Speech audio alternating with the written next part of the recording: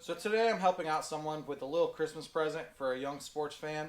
Pretty excited about this. Doing something similar to one of my siblings, what they made before, just with a little different theming and whatnot. Anyways, I'm going to dive right in. I didn't get this, but this dresser was found for like $35 on Facebook Marketplace. I think it's actually missing one drawer. It came like that. That'll be alright. I think we'll manage to deal with it. But anyways, I'm going to show you what we got going on here first. So like I said, this is a Facebook Marketplace find. So it's already been painted before, which for me, that means it's going to be easier to paint because I don't know if it was treated or not, or if it was sanded down or anything, but there's a coat of paint on there. Regardless, this is going to be for a kid's bedroom.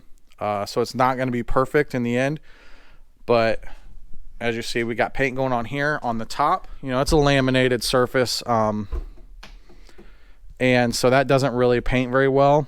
I'm not really intending on trying to paint it today. I am going to try to paint these edges along here a little bit, but I got a plan for the top.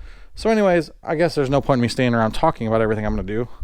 Let's just dive right in. So the first step I'm going to take today is sanding this, just giving it a light little sand. I happen to have 100 grit sandpaper on here. That's probably a little more than I need actually, but it's what I have right now. And I mean, you could use a sanding block because you're really just kind of roughing up the surface a little.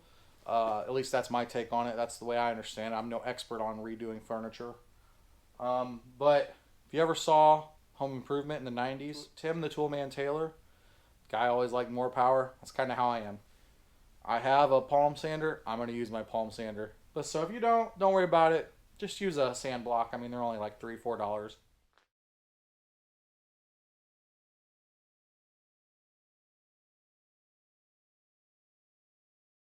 So I real quick noticed this drawer as I was taking the hardware off that is separated. And so I'm just going to put some wood glue and clamp it back together. Everything's lined up. Everything's where it's supposed to be. Just going to get a good heavy amount of wood glue in there. I think I'm going to go ahead and put some glue on the inside as well, since this drawer had come apart. We'll get our clamp down. That glue will set. I mean, yeah, I may even pop a couple more staples in it. I just don't have my air compressor turned on or anything right now, so I think I probably will actually. It'll be good for me to put some staples in there. So, all right, next up, I'm going to use a little bit of wood filler to fill in where the hardware was before. I did glue together this dresser right here. I'm going to clean this mud up. My fingers, I'm making a mess right now, but I am going to clean it up, obviously. Anyways, I used some staples, glued it together, stapled it back together, sanded all the dressers, the dresser doors, the front and inside of them. If you're wondering why I didn't fill in these holes before sanding down the doors, so am I. After I got done filling them, sanding them, cleaning them up, I used a soapy washcloth to wipe down all of the furniture, and then last I used some tack cloth to wipe everything down and get up as much dust as I could. Alright guys, so it's 12:12.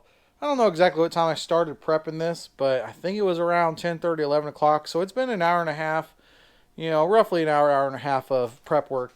I'm finally ready to do some painting. Yeah, and I'm no expert, I'm just a guy in a garage, but anybody that knows what they're doing when it comes to redoing furniture will tell you that it's all about the prep work. So anyways, I've got a little bit of experience using this Rust-Oleum milk paint. I got it at Menards. You know, I'm in the Midwest, love Menards. I've used this paint one other time, and I really liked it for some furniture. It turned out really good for me. So anyways, this color's Eclipse. I mean black. So let's go. Let's get at it. That's what we're going to do now. So you can probably already see. Let me adjust the camera here. I talked about this up here with this finish on it. I'm only trying to get this lip. I don't even know if that's going to work or not.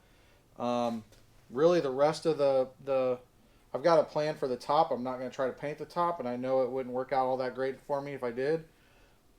The surface area of this that has been painted before, I think will be all right because it's already got a layer of paint on it. And this is definitely not, I'm not coaching you guys for a $400 furniture makeover you know, finished. This is cleaning something up, fixing it up for your kid's bedroom. That's where we're at today, because I know there's some people out there on YouTube that make a living off of finding cheap furniture, but they call cheap furniture, you know, $8,500 and turning it into a $500 sale, and that's definitely not what I'm doing. So, at least hopefully we understand where we're setting our goals here today. I think one thing that's a struggle for me with brushing and with furniture is knowing that it's going to have to be a second coat. I'm just an impatient guy. Man, I hate. But that's painting, right? If you guys follow my camper remodel, which I'm dying to get back into the camper, guys. If you're waiting for a camper update, like, I probably want to do it more than you want to see it. But it's cold out. I don't have the heat figured out on that thing yet. I think I need to work on the furnace. I don't really know what I'm doing there, so I got to learn about it. I really want to get back into that camper. But anyways, if you've seen some of my remodel of the camper, you know, I mean, you have to do coats. You got to do 2-3 layers to really make a difference. So I got my first coat on, and it went all right, but I definitely knew I was going to need at least a second coat. So I left it alone for a few hours, and by this time, I had myself a little helper that was just absolutely dying to help out. So I decided it was a good chance. She's been asking me for a long time to paint something in the garage with me and to be a part of a project. I figured it was a good time. Of course, I did the stuff that was higher up that she couldn't reach, and then I let her help me out just a little bit on some of the lower stuff.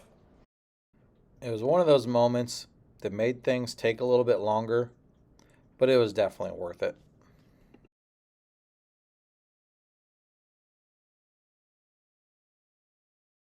I also need to share that even though I told you guys like 5 times in this video that I wasn't going to paint the top, I decided it didn't hurt anything to just go ahead and give it a try. So I went ahead and laid 2 layers of paint on top of this dresser to see how it would turn out in the end. Okay, so next I'm going to figure out exactly where I'm going to drill my holes for my new knobs that I got from Hobby Lobby. Right here is dead center. I can see where the center rail is. That's boom right there. So that's what we're going to do. So I'm going to set that right there. Alright, I'm using my square to make sure that I'm staying right. Oh, crikey. Right in line with the previous ones. Papa, I give you the ones are not locked. Okay, guys, those were the hardest 2 to figure out.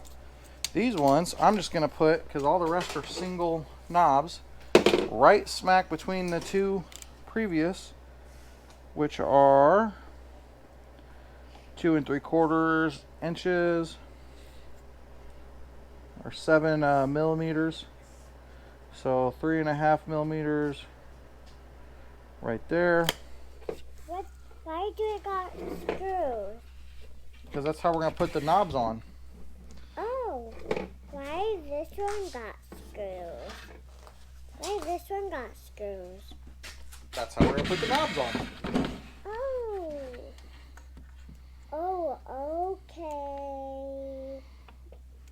And that one? That is why. Wait, you need to measure the holes? Yep, I just did. I measured all the holes. All right, so pretty obvious now, guys. I've got exactly where my holes are going to go, so now I just need to drill them out. All right, guys, so I'm going to explain to you what I'm getting ready to do here, and then I'm just going to time lapse because I feel like it's going to take concentration.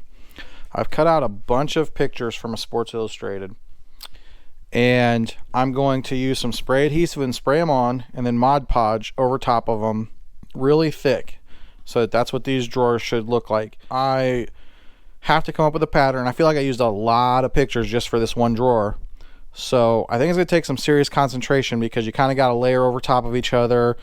I feel like that's how this needs to get done, and you know, these drawers aren't super tall, so like the full pages I thought would take up a lot of real estate, and then I'm like, oh, I don't know how well that's going to work out because you're not going to be able to get the whole picture in the full pages. So we'll see how this works. But yeah, that's what I'm going to do now. So I think the order of things I did was pretty important in this part of the project.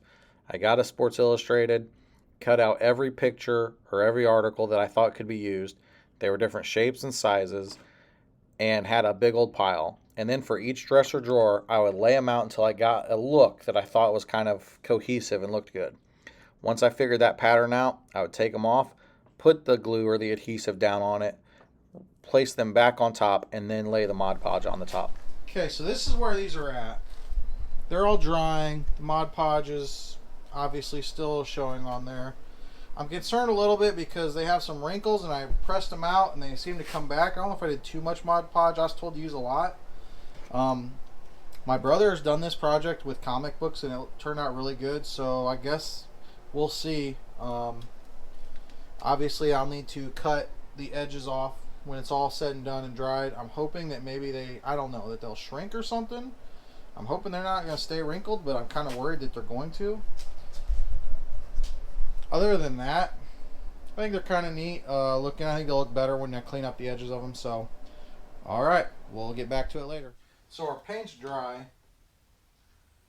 I'm going to go ahead and give this a coat of a semi-gloss polyurethane. It's water-based and it's an interior polyurethane. We're going to do one coat and see how it turns out.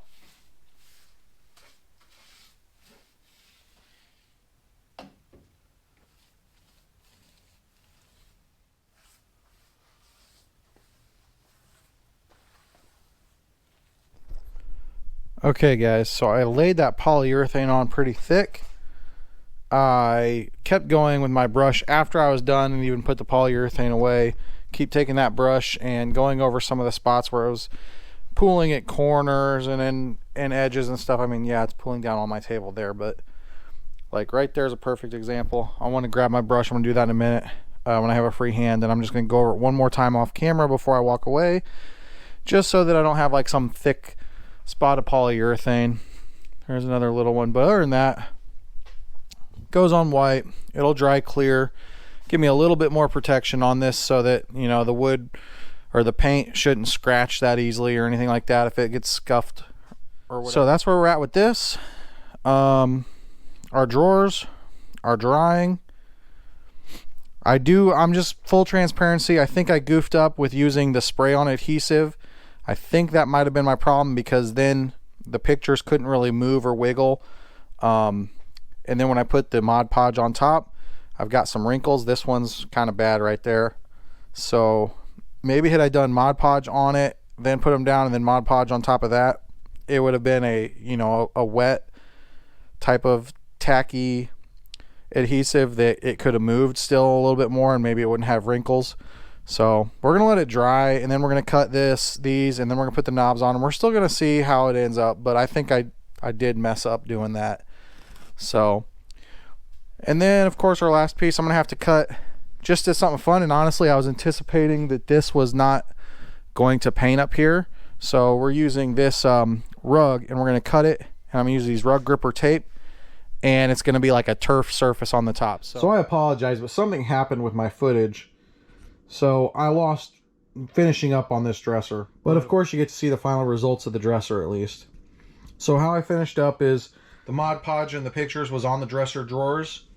Of course I took a razor blade and I cut and trimmed around these drawers. They're not perfect, but they are pretty decent, I'd say. Of course I put them in. I put knobs on. I've got soccer balls, footballs. There's a basketball one up here, and then there's a couple of baseball related ones. Those knobs come from Hobby Lobby. They're real easy to put on. I love them. They got all kinds of different styles, but these are the sports themed ones. And then as you see, the top, I got this turf style outdoor indoor carpeting. It's only 50 cents a square foot where I bought it from. They sell it in 12-foot wide strips, or 12-foot wide pieces, and then cut to size. So I got 2 foot, so I got a grand total of 24 square foot, and it was like $12. I have a bunch of excess left over, obviously. So I cut that down with a razor blade to size, and determined, because it's something that can be taken off, I'm using this carpet tape. Put that down. It's double-sided. It'll, you know, I thought about gluing this on, but I think this is the best way, because if it doesn't work out, it can be removed. But anyways, it kind of gives this a little bit of a cool, unique style, I guess you could say. Has a little fun, kind of turf looking, and Yeah. So anyways, that's the final results. You guys saw what I did for the most part. I feel pretty decent about this. Like I said, it's a kid's dresser. It's something they're gonna enjoy, I sure hope. But let me know what you guys think. Like, comment, and subscribe. I'll see you guys next time.